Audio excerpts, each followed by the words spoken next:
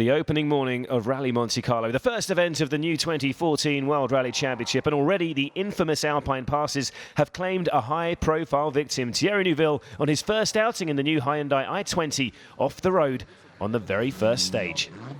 The surprise early leader in the hills above Gap was Robert Kubica, the former F1 star, stunning the field on his first outing in Monte-Carlo on his first competitive drive in the Ford Fiesta.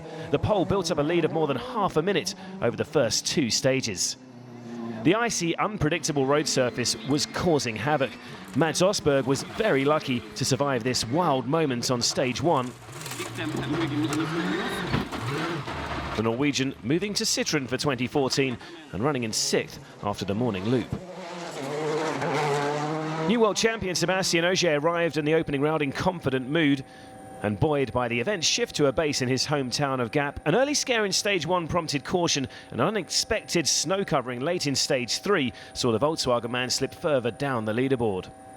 But there were some who benefited. Chris Meek, starting his first full WRC season behind the wheel of a Citroën DS3, one of 4 drivers to opt for a cross-pattern mixture of snow and slick tyres in stage 3, the British star passing the ailing Ogier to take second place.